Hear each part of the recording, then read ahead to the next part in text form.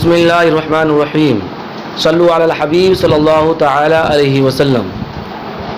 معزز طلبہ کرام، کل کے سبق میں ہم نے غیر منصرف کے اسباب یعنی تانیث بالتا، تانیث معنوی اور معرفہ کو پڑھا۔ آج ہم انشاءاللہ اجمع اور جمع کو پڑھیں گے۔ بیان کر رہے ہیں مصنف علیہ الرحمہ اما الاجمع رہا اجمع۔ تو اجمع کا لغوی اور اصطلاحی معنی کیا صاحب؟ اجمع کا معنی آتا ہے گونگا ہونا، اور اس کا اصطلاحی معنی آتا ہے کون اللفظی غیر عربی، کسی لفظ کا غیر عربی ہونا۔ تو اجمی کو اجمی اس لیے کہتے ہیں کیونکہ وہ عجم والوں کو گونگا سمجھتے ہیں، اسی وجہ سے اجمی کہتے ہیں۔ یعنی عربی زبان کے علاوہ دوسری زبان والے تمام کے تمام کیا گونگے ہیں۔ فشرطها ان تكون علاما في الاجمع، تو اس کی شرط یہ ہے کہ وہ علم ہو اجمع میں، وزائدۃ علی ثلاثۃ احرف، اور زائد ہو 3 حرفوں پر، یعنی علم کے ساتھ کیا ہو 3 حرفوں پر زائد ہو، کا ابراہیم جیسے کہ ابراہیم، او ثلاثیا متحرک الاوسط، زائد علی ثلاثہ نہ ہو یا ثلاثی ہو لیکن متحرک الاوسط ہو، تو تب بھی اجمع کو غیر منصرف قرار دے دیا جائے گا۔ کا شطر جیسے کہ شطر بکر کے دیار کا نام ہے شطر۔ اب یہاں پر اعتراض نہیں کر سکتے ہیں کہ صاحب اجمع میں علمیت کو شرط قرار کیوں دیا اور دوسری قیدیں کیوں لگائیں؟ تو اس کا جواب یہ دیا جائے گا کہ صاحب اہل عرب کی عادت رہی ہے کہ جس کلمے کے اندر ثقالت دیکھتے ہیں، خواہ وہ کلمہ عربی ہو یا اجمی ہو، تو آسانی پیدا کرنے کے لیے اس میں تبدیلی کر دیتے ہیں۔ جب تبدیلی کر دیں گے تو کلمے کے اندر خفت پیدا ہو جاتی ہے، ہلکا پن پیدا ہو جاتا ہے، اور اجمع جو سبب ہے غیر منصرف کا تو وہ اپنے ثقالت کی بنیاد پر ہے کہ ثقیل ہونے کی وجہ سے ہے، اور اہل عرب جب کلمے کو ثقیل دیکھتے ہیں تو آسانی پیدا کر دیتے ہیں، تبدیلی پیدا کر دیتے ہیں۔ تو تبدیلی سے بچانے کے لیے علمیت کو اجمع کے لیے شرط قرار دے دیا، کیونکہ علمیت کلمے کے اندر سے تبدیلی کو بچاتی ہے، تبدیلی کرنے نہیں دیتی ہے۔ تو اجمع اپنی ثقالت کے ساتھ قائم رہے گا، کیوں کلمہ محفوظ ہے، تغیر تبدل سے محفوظ ہے، کیوں اس کی شرط علم قرار دے دیا ہے۔ اسی وجہ سے یہی وجہ ہے کہ اجمع کے لیے علمیت کو شرط قرار دیا۔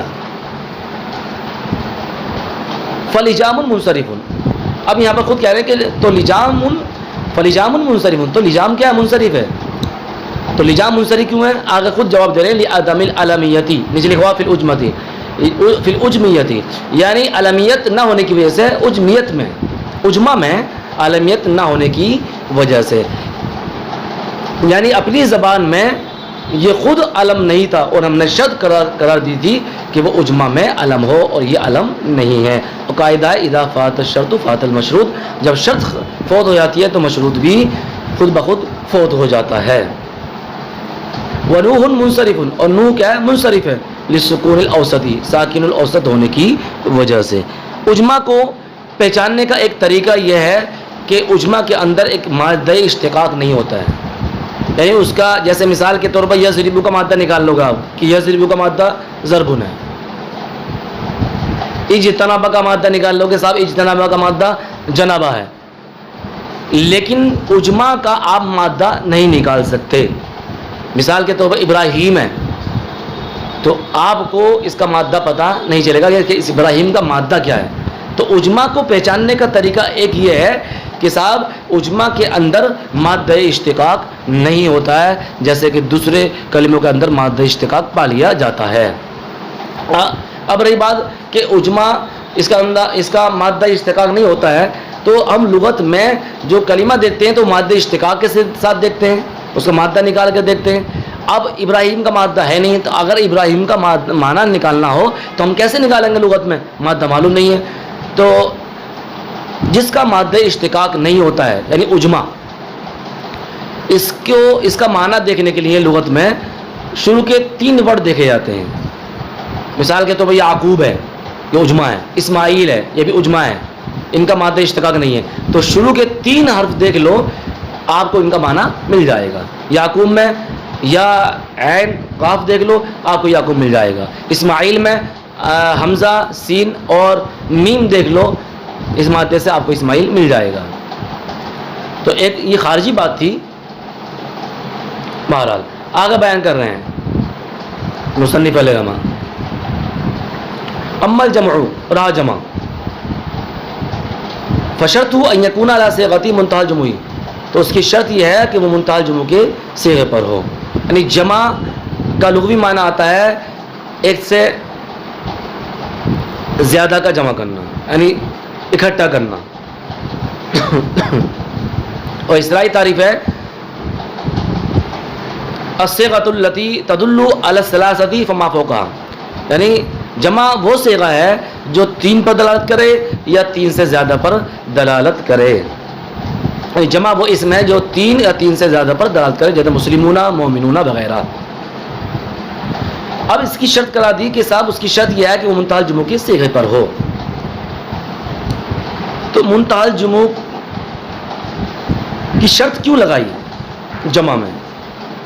تو اس کا جواب یہ دیا جائے گا، اس کا جواب بھی عالمیت سے ملتا جلتا ہے. یعنی اس کا جواب بھی یہی ہے کہ جمع منتہی الجموع کی قید اسی نے لگائی کہ منتہی الجموع صیغے کے اندر سے تبدیلی کو روکتا ہے، صیغے میں تبدیلی کرنے سے روکتا ہے. اور روکتا اس لیے ہے کہ جب منتہی الجموع یعنی جمع کی جمع ہو گئی، اس کا عین ہو گیا، اس کے بعد کوئی جمع نہیں آ سکتی، اس کی بعد کوئی چینجنگ نہیں ہو سکتی.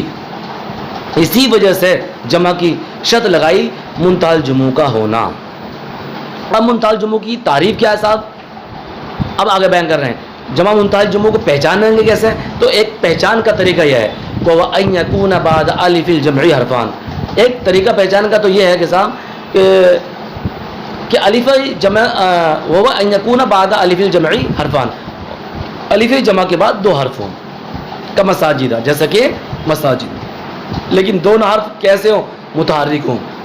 حرفان کے نیچے لکھا ہوا متحرکان ہے، یعنی دونوں کے دونوں حرف کیا ہوں؟ متحرک ہوں. تو مساجد میں مساجدو تو جیم بھی متحرک ہے اور دال بھی متحرک ہے. اور مسا یعنی سین اور جیم کے درمیان میں یہ جو الف ہے یہ الف جمع ہے، اور اس الف جمع کے بعد جیم اور دال یہ 2 حرف ہیں اور دونوں حرف متحرک ہیں. تو جمع منتہی الجموع کی پہچان ہو گئی کہ صاحب الف جمع کے بعد 2 حرف آئیں گے، اور یہاں پر 2 حرف آ گئے ہیں.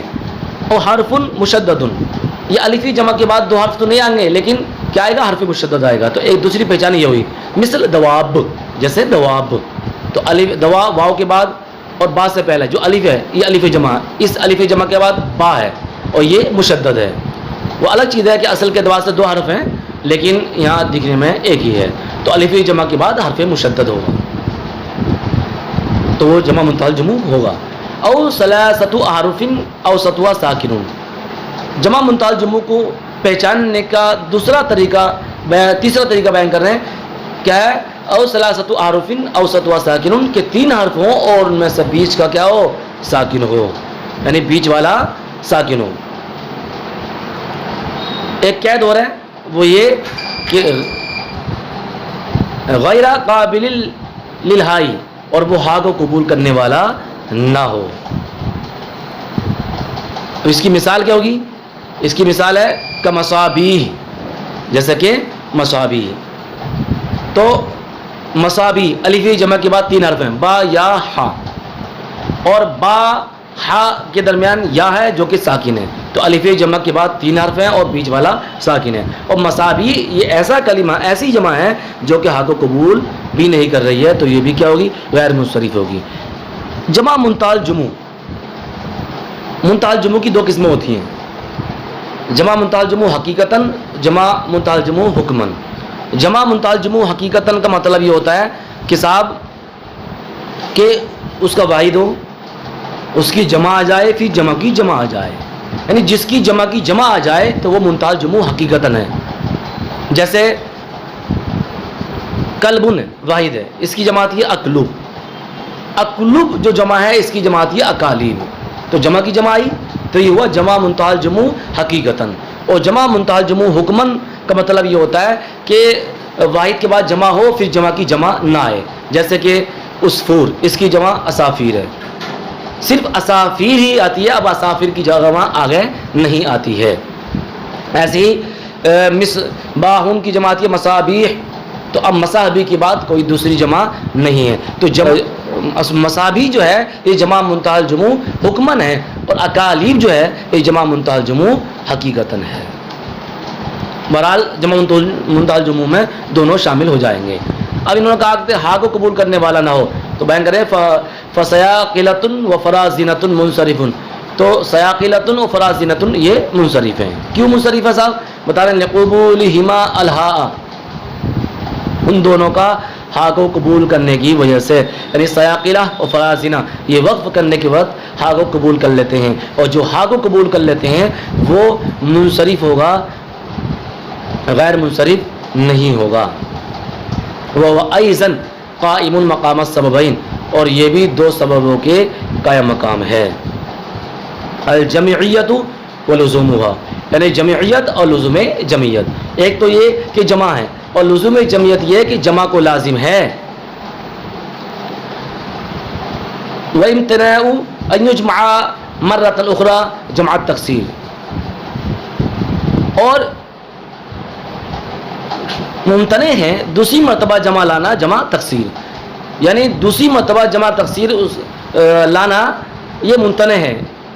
جب ممتنع ہے فکأنہ جمع مرتین، تو وہ کلمہ ہو گیا ایسے جیسے کہ دو مرتبہ اس کی جمع لے آئے ہیں، یعنی مصباح کی جمع مصابیح، تو اب مصابیح کی دوسری مرتبہ جمع لانا جمع تکسیر لانا یہ کیا ہے؟ ممتنع ہے، محال ہے۔ جب محال ہے تو اب بتا رہے ہیں فکأنہ جمع مرتین، تو ہو گیا ایسے جیسے کہ دو مرتبہ جمع لے آئے ہیں۔ اوپر بیان کیا تھا کہ صاحب سیاقلۃ و فرازنۃ منصرف ہیں، اور اس کی دلیل دی لقبولہما الہا، ان دونوں کا ہا کو قبول کرنے کی وجہ سے، کیونکہ جب یہ ہا کو قبول کر لیں گے سیاقلۃ فرازنۃ، تو یہ مفرد کا معنی دیں گے، یہ مفرد کا معنی دیں گے، تو جمعیت میں خرابی لازم آئے گی، جمعیت میں خرابی لازم آئے گی، اس وجہ سے سیاقلۃ فرازنۃ یہ منصرف ہوں گے، غیر منصرف نہیں ہوں گے۔ سیاقلۃ کا معنی آتا ہے سیقل کرنا، اور فرازنۃ کا معنی آتا ہے شطرنج کے۔ واللہ اعلم بالصواب، صدق اللہ العظیم۔